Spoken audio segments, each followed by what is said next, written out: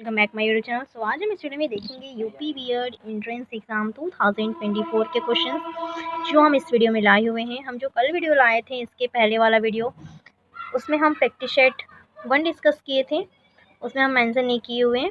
आज जो लाए हुए हैं वो साइंस स्ट्रीम का है और ये 2024 तक है, 2013 से लेकर 2024 तक। तो इस वीडियो से पूरा लास्ट तक जुड़े रहिएगा। हम यहाँ पे पूरा का पूरा डिस्कस करेंगे। आपका एंट्रेंस एग्जाम्स में जितने भी इंपॉर्टेंट क्वेश्चंस आएंगे हम पूरा का पूरा वहाँ पे देखेंगे। हम जो प्रैक्टिस सेट लाएंगे आगे जो 2024-14 का रहेगा, पूरा ऐसे ही होते रहेगा जितना तक जाएगा आपका 2024 तक कंप्लीट करना है। तो आप लोगों का एग्ज़ाम्स भी आ रहा है, आप लोगों के एग्ज़ाम्स के लिए ऑल द बेस्ट, अच्छे से एग्ज़ाम दीजिएगा। चलिए बिना टाइम वेस्ट किए अपना वीडियो स्टार्ट करते हैं। यहाँ पे हम देखते हैं जैसे जैसे आप लोगों के एग्ज़ाम्स में क्वेश्चंस आएंगे वैसे वैसे हम यहाँ पे क्वेश्चन लाए हुए हैं उस पैटर्न से। जैसे सामान्य ज्ञान, फिर उसके बाद हिंदी, एक पैटर्न आपका पेपर 1 फिर पेपर 2 होता है, वैसे करके हम यहाँ पे लाए हुए हैं। पेपर 1 पहले डिस्कस करेंगे, फिर पेपर 2 डिस्कस करेंगे। चलिए आते हैं अपने फर्स्ट क्वेश्चन पे। हमारे यहाँ पे फर्स्ट क्वेश्चन दिया हुआ है, गोपद ब्राह्मण संबंधित है। गोपद ब्राह्मण हमारा किससे संबंधित है? ऑप्शन नंबर सी हमारा करेक्ट हो जाएगा, अर्थवेद से। नेक्स्ट क्वेश्चन की ओर आते हैं। इसको अच्छे से समझने की जरूरत नहीं है क्योंकि आप लोग इसको अर्थवेद डायरेक्ट लगा सकते हैं। यहाँ पे सेकंड क्वेश्चन दिया हुआ है, नयनार कौन थे? नयनार हमारे शैव धर्मानुयायी थे। आते हैं नेक्स्ट क्वेश्चन की ओर। बल्लभी विश्वविद्यालय स्थित है। बल्लभी विश्वविद्यालय हमारा कहाँ स्थित है? वो गुजरात में स्थित है। हमारा यहाँ पे हो जाएगा ऑप्शन नंबर डी करेक्ट हो जाएगा। बल्लभीपुर प्राचीन भारत का एक नगर था जो 5वीं से 8वीं शताब्दी तक मैत्रक वंश की राजधानी रहा। यह पश्चिमी भारत के सौराष्ट्र में, बाद में गुजरात राज्य भावनगर के बंदरगाह के पश्चिमोत्तर में खंभात की खाड़ी में मुहाने पर स्थित था। मान्यतानुसार इसकी स्थापना 470 ईस्वी में मैत्रक वंश के संस्थापक सेनापति भट्टकर ने की थी। भट्टकर ने इसका स्थापना किया था। यहाँ की प्रसिद्ध का महत्वपूर्ण कारण बल्लभी विश्वविद्यालय था जो तक्षशिला तथा नालंदा की परंपरा में था। आते हैं अपने अगले क्वेश्चन पे। अगला क्वेश्चन हमारा यहाँ पे दिया हुआ है, सप्तपुरी गुफा स्थित है। सप्तपुरी गुफा हमारा कहाँ स्थित है? ऑप्शन सी हमारा करेक्ट हो जाएगा, राजगृह में। राजगृह में हमारा सप्तपुरी गुफा स्थित है। यहाँ पे व्याख्या करते हैं इसका। प्रथम बौद्ध संगीति अजातशत्रु के शासनकाल में राजगृह स्थित सप्तपुरी गुफा में 483 ईस्वी में पूर्व में संपन्न हुई थी। इसकी अध्यक्षता महाकश्यप ने की थी। इस संगीति में बुद्ध के उपदेशों को 2 पटकों, विनय पटक और सुपटिक में संकलित किया गया था। आते हैं अगले क्वेश्चन पे। अगला क्वेश्चन हमारे यहाँ पे दिया हुआ है, महाभारत मूलतः किस रूप में जानी जाती है? तो इसका हमारा करेक्ट आंसर हो जाएगा ऑप्शन नंबर डी, जय संहिता से जानी जाती है। आप इसको एकदम अच्छे से रट लीजिएगा क्योंकि ये क्वेश्चन आता है। आते हैं अपने अगले क्वेश्चन पे। अगले क्वेश्चन दिया हुआ है, इनमें से किससे शाहजहां ने शाह बुलंद इकबाल की पदवी दी थी? ऑप्शन नंबर ए हमारा करेक्ट हो जाएगा, दारा शिकोह को अपनी पदवी दी थी। शाहजहां ने शासनकाल में उपनिषदों को फारसी भाषा में अनुवाद द्वारा शिकोह ने सिर ए अकबर नाम से किया था। इसके अंतर्गत 52 उपनिषदों का अनुवाद हुआ था। उसके द्वारा उसकी संहितापूर्णता व उदारता के लिए लेनपोल ने लघु अकबर की संज्ञा प्रदान की है। शाहजहां ने दारा शिकोह को शाह बुलंद इकबाल की उपाधि प्रदान की थी। आते हैं अपने अगले क्वेश्चन पे। अगला क्वेश्चन यहाँ पे दिया हुआ है, ब्रिटिश वस्तुओं के बहिष्कार को राष्ट्रीय नीति के रूप में अपनाया गया था। राष्ट्रीय नीति के रूप में क्या कौन सा डेट है यहाँ पे हमारा करेक्ट आंसर हो जाएगा ऑप्शन नंबर डी, 1905 ईस्वी में अपनाया गया था। यहाँ पे व्याख्या इसका देख लेते हैं। लॉर्ड कार्जन ने 20 जुलाई 1905 ईस्वी को बंगाल विभाजन की घोषणा की थी, जिसके परिणाम स्वरूप 7 अगस्त 1905 को कोलकाता के टाउन हॉल में स्वदेशी आंदोलन की घोषणा की गई। इसी बैठक में ब्रिटिश वस्तुओं को बहिष्कार को राष्ट्रीय नीति के रूप में अपनाया गया है। आते हैं अगले क्वेश्चन पे। अगला क्वेश्चन हमारा दिया हुआ है, फूट डालो और राज करो की रणनीति अपनाई गई थी। इसका करेक्ट आंसर हो जाएगा option number B, Lord Minto द्वारा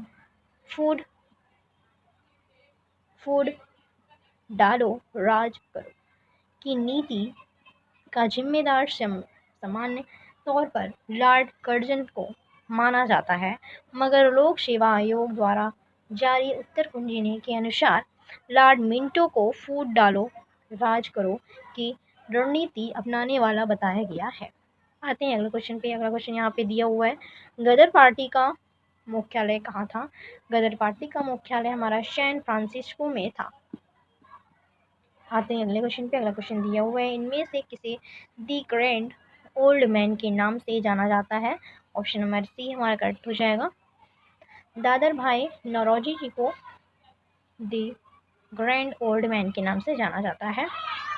आते हैं अगले क्वेश्चन पे, स्वतंत्रता का नौ संग्रहिता तिरंगा पहली बार कब लहराया गया था? तो ऑप्शन नंबर बी हमारा करेक्ट हो जाएगा। 31 दिसंबर 1929 में लहराया गया था। 31 दिसंबर 1929 में पंडित जवाहरलाल नेहरू की अध्यक्षता में कांग्रेस का ऐतिहासिक लाहौर अधिवेशन हुआ, जिसमें संबंधित प्रस्ताव के पारित होने के बाद नेहरू ने पूर्ण स्वराज का लक्ष्य घोषित किया। 31 दिसंबर 1929 को मध्य रात्रि को कांग्रेस अध्यक्ष जवाहरलाल नेहरू ने रावी के तट पर भारतीय स्वतंत्रता का नवग्रहिता तिरंगा झंडा फहराया है। आते हैं अगले क्वेश्चन पे। अगला क्वेश्चन हमारा दिया हुआ है, भूदान आंदोलन का प्रारंभ सर्वप्रथम किस राज्य में हुआ था?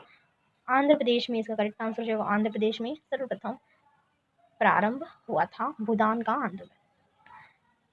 इसका व्याख्या देख लेते हैं। आचार्य विनोबा भावे सूर्योदय सम्मेलन के संदर्भ में 18 अप्रैल 1951 को आंध्र प्रदेश की नलगोंडा जिले में पहुंचे थे। इसी जिले के पोचामपल्ली गांव में विनोबा की ठहरे थे। इस गांव में प्रवास के दौरान गांव के 40 हरिजन परिवारों के लिए भूमि की समस्या का समाधान तलाशते समय इसी गांव के जमींदार रामचंद्र रेड्डी ने 100 एकड़ भूमि देने का प्रस्ताव दिया। यह स्वतः संपुट प्रस्ताव की भूदान आंदोलन की उत्पत्ति का स्रोत बना। अक्टूबर 1951 में से 1957 तक विनोबा जी ने पूरे भारत में 50 मिलियन एकड़ भूमि भूमिहीनों के लिए प्राप्त करने का उद्देश्य भूदान आंदोलन का नेतृत्व किया। अगले क्वेश्चन पे आते हैं। अगला क्वेश्चन दिया हुआ है, कौन सी नदी उड़ीसा में अपना डेल्टा बनाती है? हमारा महानदी उड़ीसा में डेल्टा बनाती है। इसका करेक्ट आंसर हो जाएगा महानदी।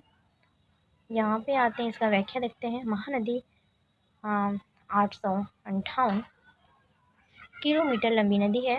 इसका जल प्रवाह क्षेत्र 14 वर्ग किलोमीटर इतना के आपके बराबर है वर्ग किलोमीटर। यह छत्तीसगढ़ के रायपुर जिले में सिंहावन से निकलने कर पूर्व व दक्षिण पूर्व की ओर बहती हुई कर्नाटक उड़ीसा के निकट बड़ा डेल्टा बनाती है। तो इसका हमारा करेक्ट आंसर हो जाएगा उड़ीसा के निकट यहाँ पे डेल्टा बनाती है। आते हैं अपने अगले क्वेश्चन पे। अगला क्वेश्चन दिया हुआ है, बेतवा नदी मिलती है। बेतवा नदी यमुना नदी से मिलती है। इसका करेक्ट आंसर हो जाएगा ऑप्शन नंबर बी। आते हैं यहाँ पे, इसका व्याख्या देख लेते हैं। बेतवा नदी मध्य प्रदेश के रायसेन जिले में विंध्य पर्वत श्रेणी से उद्गमित होती है। इसकी लंबाई 480 किलोमीटर है। यह हमीरपुर उत्तर प्रदेश में आकर यमुना में मिलती है। यमुना की अन्य सहायक नदियाँ केन व चंबल है।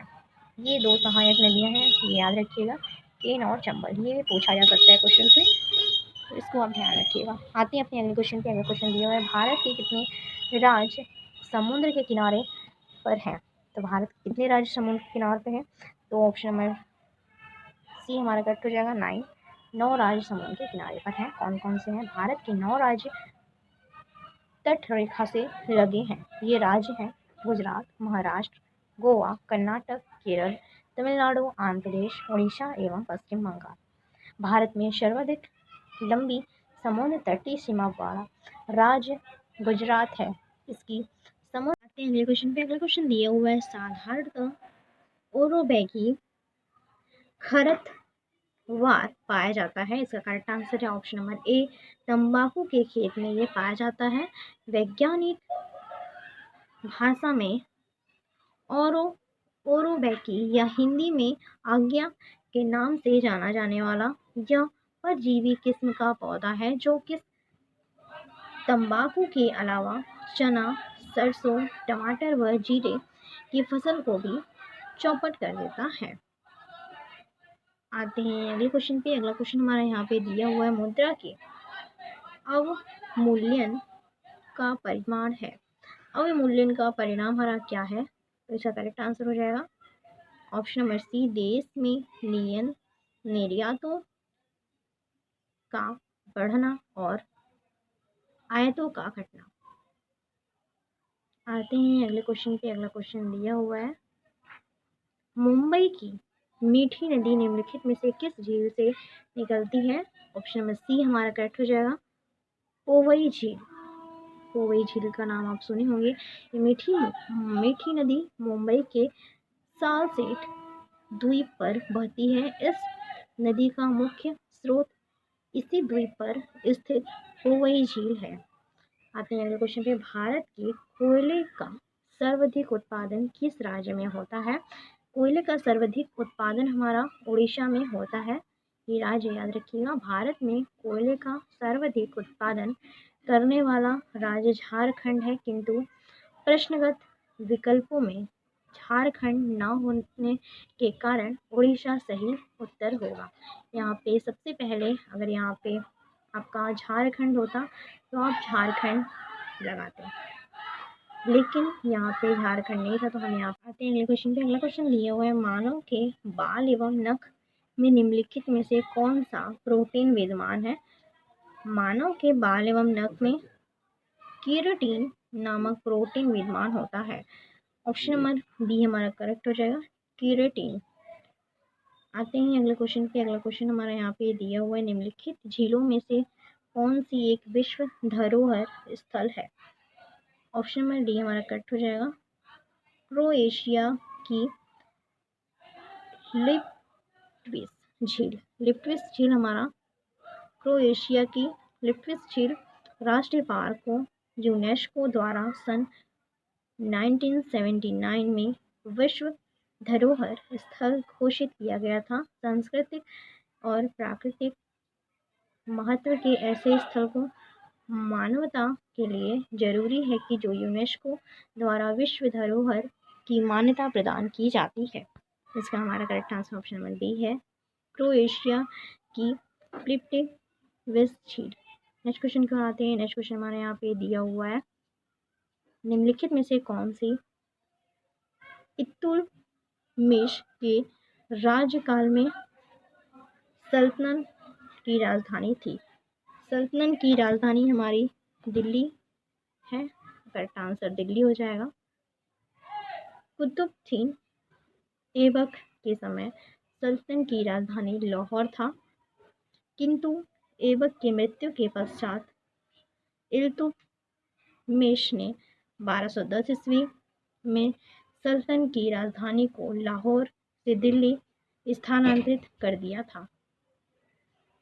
आते हैं अपने अगले क्वेश्चन पे। अगला क्वेश्चन दिया हुआ है, निम्नलिखित में से कौन राजा मोहम्मद गोरी द्वारा चंद्रवर के युद्ध में पराजित किया गया था?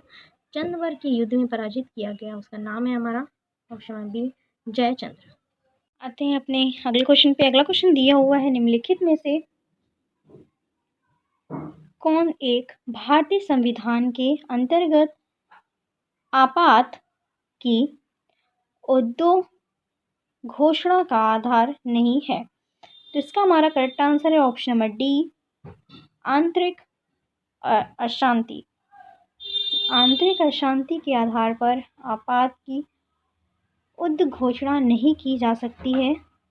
यद्यपि मूल संविधान में इसका उल्लेख था, लेकिन 44वें संवैधानिक संशोधन अधिनियम 1978 द्वारा इसको हटा दिया गया।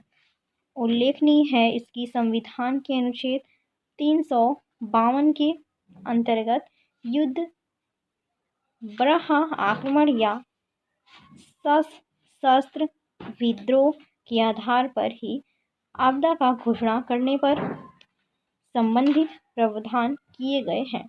हमारा इसका करेक्ट आंसर है आंतरिक अशांति। आते हैं अगले क्वेश्चन पे। अगला क्वेश्चन दिया हुआ है, भारतीय संविधान के संदर्भ में निम्नलिखित कथनों पर विचार कीजिए।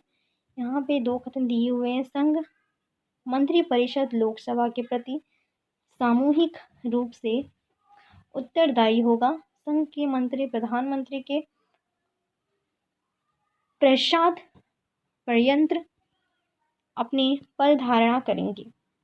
इसका हमारा करेक्ट आंसर है ऑप्शन नंबर ए, केवल एक सही है। यहाँ पे हमारा एक दिया हुआ है, संघ मंत्रिपरिषद लोकसभा के प्रति सामूहिक रूप से उत्तरदायित्व होता है।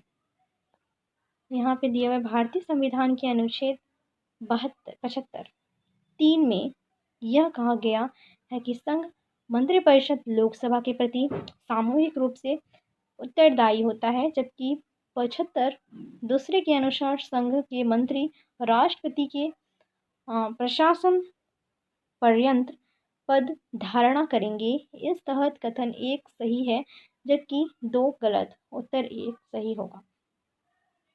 आते हैं अगले क्वेश्चन पे। अगला क्वेश्चन दिए हुए, निम्नलिखित में से कौन भारतीय संविधान के अंतर्गत सही सम्मिलित नहीं है?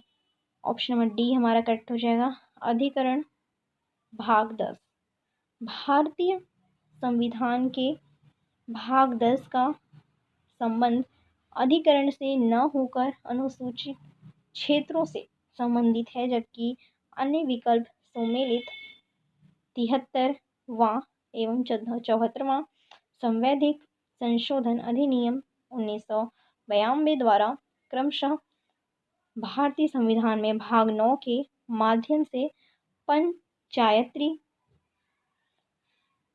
राज्य व्यवस्था एवं भाग 9 के माध्यम से नगरपालिका प्रावधान किए गए हैं, जबकि 97वां संवैधानिक संशोधन अधिनियम 2011 द्वारा भाग 9 जोड़कर सहकारी समितियों के संबंध में प्रावधान किए गए हैं। आते हैं अगले क्वेश्चन पे। अगला क्वेश्चन दिया हुआ है, भारतीय संविधान के प्रतिनिधित्व हिंदी पाठ को निम्नलिखित संविधान संशोधनों में से किसके द्वारा प्रकाशित करने के लिए अधिकृत किया गया है? इसका हमारा करेक्ट आंसर है ऑप्शन नंबर बी,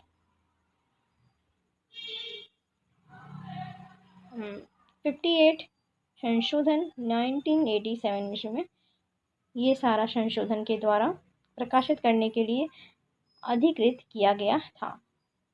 आते हैं अगले क्वेश्चन पे। उपरोक्त सहकारी भंडार स्थापित किए जाते हैं। ऑप्शन में ए हमारा करेक्ट हो जाएगा, सदस्यों द्वारा। अगले क्वेश्चन पे आते हैं। अगला क्वेश्चन दिया हुआ है, सेबी अधिनियम पारित हुआ था। हमारा इसका करेक्ट आंसर हो जाएगा 1992 में ये पारित किया गया था। अगले क्वेश्चन पे आते हैं। अगला क्वेश्चन हमारा दिया हुआ, निम्नलिखित में से कौन लोक संस्कृति को स्पष्ट करता है? सामान्य लोगों की संस्कृति पार्टी होती है। इसका करेक्ट आंसर हमारा ऑप्शन नंबर सी है। इसका व्याख्या देखते हैं। किसी क्षेत्र विशेष में निवास करने वाले सामान्य लोगों की सांस्कृतिक पार्टी, धर्म, त्यौहार, रीति रिवाज, मान्यताएं, कला आदि को लोक संस्कृति कहा जाता है।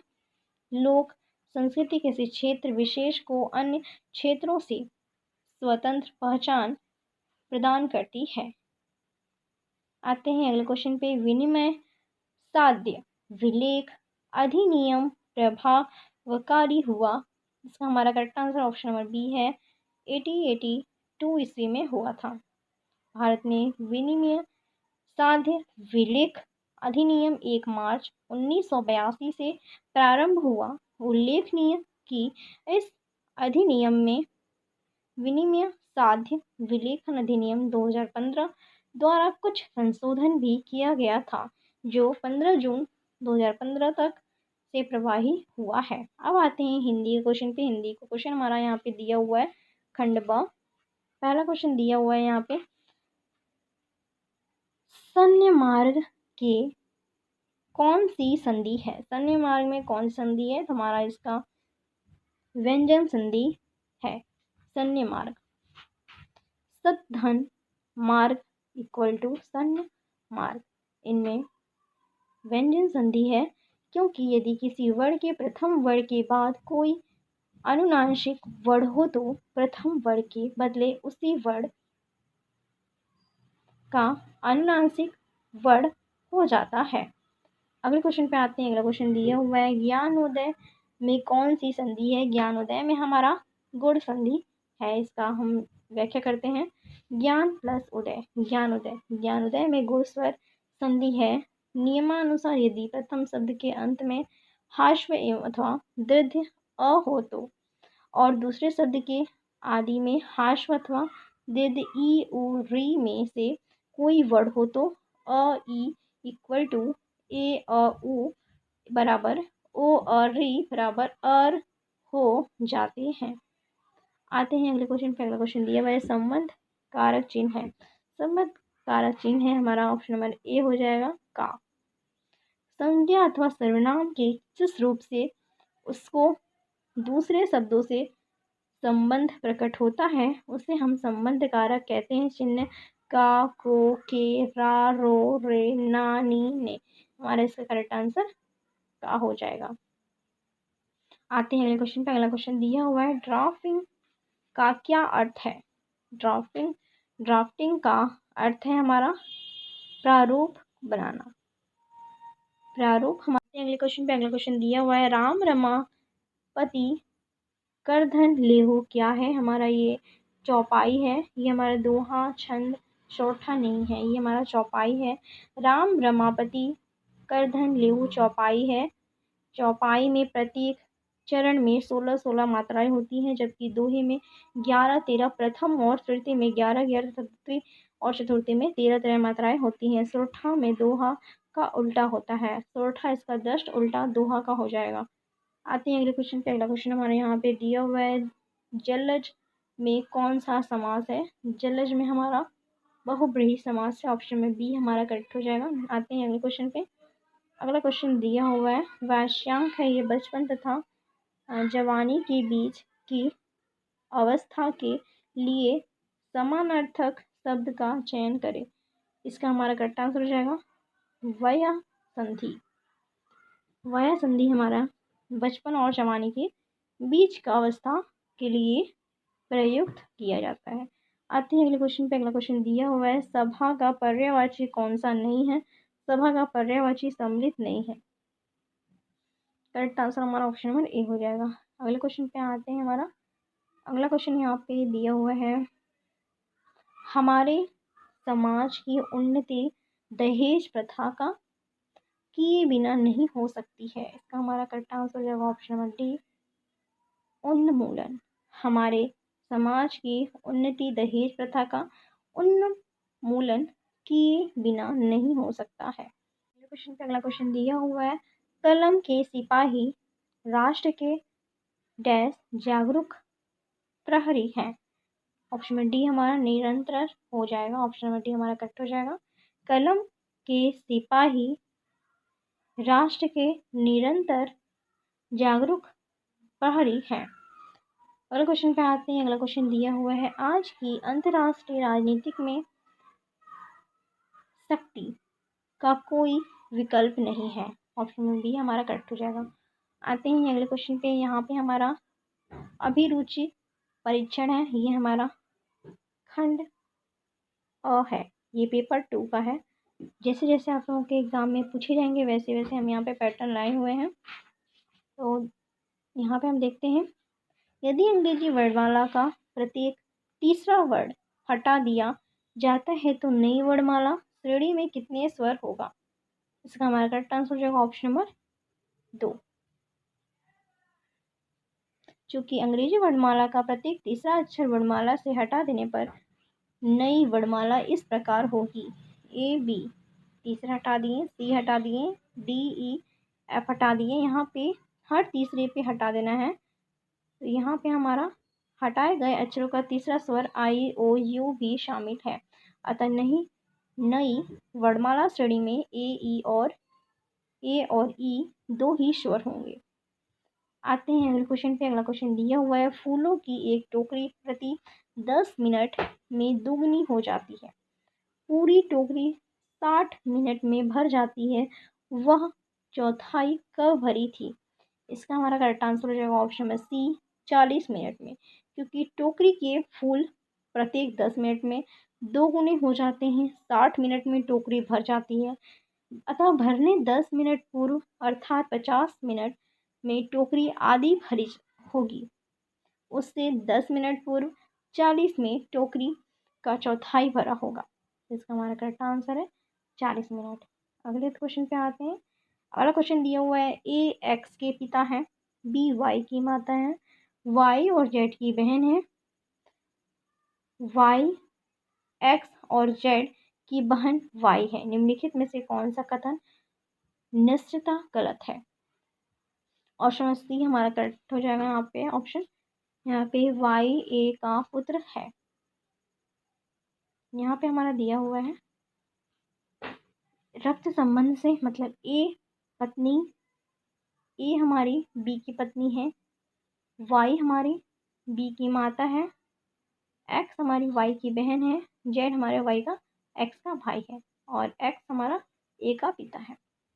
यहाँ पे रक्त संबंध हम ऐसे करेंगे, अतः रक्त संबंध से पता चल रहा है कि वाई ए के पुत्र नहीं पुत्री है, विकल्प सी कथन निश्चय गलत है। आते हैं अगले क्वेश्चन पे। अगला क्वेश्चन हमारे यहाँ पे दिया हुआ है, निम्नलिखित प्रश्न में से अक्षरों में कौन सा समूह दिए गए अक्षरों का श्रृंखला से रिक्त स्थानों को पूर्ति करेगा? यहाँ पे दिया हुआ है ऑप्शन नंबर सी हमारा करेक्ट हो जाएगा, एक्स ए वाई सी जेड अक्षरों से सही समूह रिक्त स्थानों पर पूरा लिखा जाएगा। आते हैं अगले क्वेश्चन पे। अगला क्वेश्चन यहाँ पे दिया हुआ है, यदि ए बी से 16 वर्ष बड़ा है परंतु बी की आधी आयु ए की 1/3 आयु के बराबर है तो उसकी वर्तमान आयु ज्ञात कीजिए। इसका हमारा करेक्ट आंसर ऑप्शन बी हो जाएगा, ए बराबर 48 और बी बराबर 32। माना कि बी की आयु एक्स है, अतः ए की आयु एक्स प्लस 16 प्रश्नानुसार x/2 equal to X plus 16/3, अतः x बराबर 32। ए की आयु 32 है प्लस 16 यहाँ पे हम ऐड कर देंगे और 48 यहाँ पे हमारा फाइंड हो जाएगा, ए का मान 48 और बी का मान 32 हो जाएगा। अगले क्वेश्चन पे आते हैं। अगला क्वेश्चन दिया हुआ, यदि किसी वर्ष जो लीप वर्ष न हो का पहला दिन सूर्य हो तो उस वर्ष का आखिरी दिन कौन सा होगा? इसका हमारा करेक्ट आंसर हो जाएगा शुक्रवार होगा। यहाँ पे लीप वर्ष छोड़कर साधारण वर्ष में वर्ष का पहला दिन और अंतिम दिन समान होता है, अतः उस वर्ष का आखिरी दिन शुक्रवार। क्वेश्चन पे अगला क्वेश्चन दिया हुआ है, प्रभावी तथा सफल नेतृत्व का आधार क्या होना चाहिए? ऑप्शन सी हमारा करेक्ट हो जाएगा, समूचे समूह का कल्याण हमारा करेक्ट आंसर हो जाएगा। अगले क्वेश्चन पे आते हैं। अगला क्वेश्चन दिया हुआ है, आज का युवक अपना समय बेकार के क्रियाकलाप में बर्बाद कर रहा है, आप उसे समय का महत्व समझाने के लिए क्या करेंगे? आप अपने समय का उपयोग करके एक उदाहरण स्थापित करेंगे, एक उदाहरण देंगे और उसे युवा को समझाएंगे। आते हैं अपने अब ब वाले क्वेश्चन पे, पार्ट पे। विज्ञान जो आप लोगों का ऑप्शनल सब्जेक्ट है, आप जो चूज़ किए हुए हैं, आर्ट्स बैकग्राउंड के जो हैं वो आर्ट्स का क्वेश्चन यहाँ पूछा जाएगा। साइंस के हैं, साइंस के होंगे, ह्यूमैनिटीज़ के हैं तो ह्यूमैनिटीज़ के पूछे जाएंगे। आपका यहाँ पे पहला क्वेश्चन दिया हुआ है, कौन सा कथन सत्य है? तो इसका हमारा करेक्ट आंसर है डी, झुई मुई मेमोजा पुडिका पौधे की पत्तियां कंपानुकीचन दर्शाती है।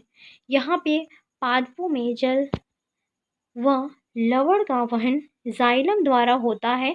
प्रकाश संश्लेषण के दौरान O2 गैस निर्मित होती है तथा पृथ्वी पर ऊर्जा का एकमात्र स्रोत ऊर्जा सूर्य है। किंतु सभी जीवों में से कुछ जीव अकार्बनिक तत्वों में से भी ऊर्जा प्राप्त करते हैं, जैसे कीमो सिंथेटिक बैक्टीरिया।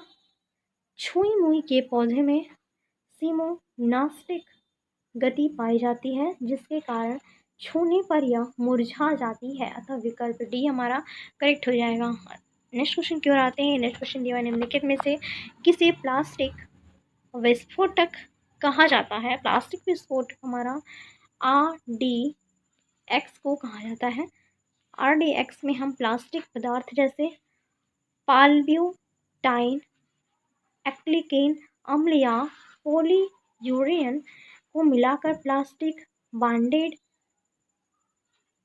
एक्सप्लोसिव बनाया जाता है। इसे प्लास्टिक विस्फोटक भी कहा जाता है।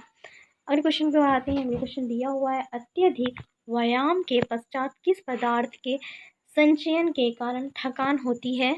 ऑप्शन नंबर सी, लैक्टिक अम्ल के कारण हमारे बॉडी में थकान होने का संभावना होता है। अत्यधिक व्यायाम के पश्चात पायरोडिक अम्ल का लैक्टिक अम्ल में परिवर्तित ही थकान का प्रमुख कारण है। शरीर में शीघ्र ऊर्जा प्रदान करने हेतु परिवर्तन होता है, इसमें 2 ATP ऊर्जा निर्मुक्त होती है। यहाँ पे आप पायरुविक नामक अम्ल जो होता है वो लैक्टिक अम्ल में परिवर्तन हो जाता है। अगले क्वेश्चन पे आते हैं। इंसुलिन हार्मोन परिवर्तित करता है। इंसुलिन हार्मोन ग्लूकोज को ग्लाइकोज में कन्वर्ट करता है।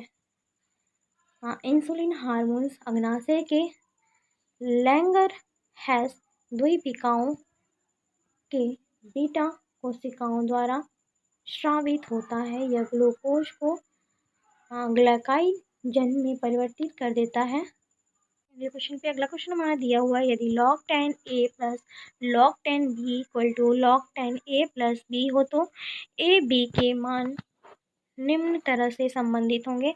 इसका हम कल आंसर बताए थे, कल भी ये क्वेश्चन रिपीट हुआ था। ऑप्शन में डी हमारा ये करेक्ट हो जाएगा, a बराबर b/-1। अगले क्वेश्चन पे आते हैं। अगला क्वेश्चन यहाँ पे दिया हुआ है, न्यूटन के गति के नियम को पढ़ाते समय एक शिक्षिका आगे बढ़ने से पहले ही बोर्ड पर सभी सूत्र लिख देते हैं। यह तरीका दर्शाता है कि वह पालन करती है। ऑप्शन में डी हमारा कट जाएगा, निगमन उपागम का। आते हैं अगले क्वेश्चन पर। अगला क्वेश्चन दिया हुआ है, धातु परमाणु से संयुक्त विटामिन है। धातु परमाणु से संयुक्त विटामिन हमारा विटामिन B12 है। आते हैं अगले क्वेश्चन पे। अगला क्वेश्चन यहाँ पे दिया हुआ, निम्नलिखित में से कौन सा कथन सुमेलित नहीं है? सुमेलित है। सुमेलित हमारा कथन है B, option number B, ABC मतलब घास स्थल परितंत्र का संख्या का पिरामिड सीधा होता है और ताल परितंत्र का जीवभार पिरामिड उल्टा होता है और सी ऊर्जा का पिरामिड हमेशा सीधा होता है। हमारा करेक्ट आंसर है ऑप्शन नंबर बी। आते हैं अगले क्वेश्चन पे। अगला क्वेश्चन दिया हुआ है, एक गैस ब्रोमीन जल को रंगहीन करती है परंतु अमोनियम सिल्वर नाइट्रेट से कोई क्रिया नहीं करती है। वह गैस है एथिलीन। एथिलीन गैस है हमारा। एथिलीन एक हाइड्रोकार्बन है। यह एक रंगहीन ज्वलनशील गैस है। रासायनिक उद्योग में इसका बहुतायत में उपयोग होता है। एथिलीन एक महत्वपूर्ण पदार्थ पादप हार्मोन है। इसका उपयोग फलों को जल्दी पकाने के लिए होता है। यह गैस ब्रोमीन को रंगहीन करती है, परंतु अमोनियम सिल्वर नाइट्रेट से कोई क्रिया नहीं करती है। आते हैं अगले क्वेश्चन पे। अगला क्वेश्चन दिया हुआ है, कॉफ़ी पौधे के किस भाग से प्राप्त होती है? ऑप्शन नंबर डी हमारा करेक्ट हो जाएगा, बीज के पौधों से। कॉफ़ी पौधे के बीज से प्राप्त किया जाता है। कॉफ़ी उत्तेजक पेय पदार्थ है जो कॉफ़ी नामक पेड़ के भुने हुए बीजों से बनाया जाता है। कॉफ़ी के कैफीन होने के कारण वह हल्के उद्दीपक का प्रभाव डालती है। आगे आते हैं अपने अगले क्वेश्चन पे। अगला क्वेश्चन दिया हुआ है, एड्स बीमारी से प्रभावित होने वाला तंत्र है। एड्स बीमारी से प्रभावित होने वाला तंत्र हमारा ऑप्शन नंबर डी करेक्ट हो जाएगा, प्रतिरक्षा तंत्र। आते हैं अगले क्वेश्चन पे। प्रत्येक क्रिया के सदैव विपरीत एवं एक समान प्रतिक्रिया होती है, इसका कथन को कहते हैं न्यूटन का तृतीय नियम। न्यूटन के द्वारा तीनों नियम में से तृतीय नियम क्रिया प्रतिक्रिया का है, जिसके अनुसार किसी क्रिया के परिणाम स्वरूप विपरीत उसकी प्रक्रिया होती है। न्यूटन का प्रथम नियम जड़त्व का नियम व द्वितीय नियम संवेग संरक्षण का नियम भी कहते हैं। आते हैं अगले क्वेश्चन पे। अगला क्वेश्चन दिया हुआ है, कार्य करने की दर कहलाती है। कार्य करने की दर हमारी शक्ति कहलाती है, और शक्ति का हमारा शक्ति बराबर कार्य अपॉन समय हो जाता है। एक अवश्य शक्ति होता है 746 वाट। आते हैं अगले क्वेश्चन पे। अगला क्वेश्चन दिया हुआ है, ऊष्मा संचरण की कौन सी विधि में माध्यम की आवश्यकता नहीं होती है? विकिरण के विधि की माध्यम की आवश्यकता नहीं होती है। ऊष्मा संचरण की विकिरण विधि के लिए किसी माध्यम की आवश्यकता नहीं होती है। शेष तीनों चालन, संवहन व विसरण के माध्यम से आवश्यकता होती है। विकिरण विधि द्वारा ही सूर्य किरणें निर्वात से होते हुए पृथ्वी तक आती हैं। अगले क्वेश्चन पे आते हैं, ये हमारा लास्ट क्वेश्चन है। दाब वृद्धि के साथ पानी का क्वथनांक बढ़ता है। दाब वृद्धि के साथ पानी का क्वथनांक बढ़ जाता है। प्रेशर कुकर में यही युक्ति प्रयोग की जाती है, जिससे उसके अंदर का तापमान बढ़ जाता है, वह खाना शीघ्र ही पक जाता है। तो गाइस, मेरी आज की वीडियो पसंद है जो लाइक करिएगा, शेयर करिएगा, कमेंट करिएगा। और हम जो अगला वीडियो लाएंगे वो हमारा इसके नेक्स्ट प्रैक्टिस सेट होगा, मतलब 2014 का होगा। अगला प्रैक्टिस सेट देखने के लिए इस वीडियो को लाइक और शेयर करिएगा। तब तक के लिए thank you and thank you for watching.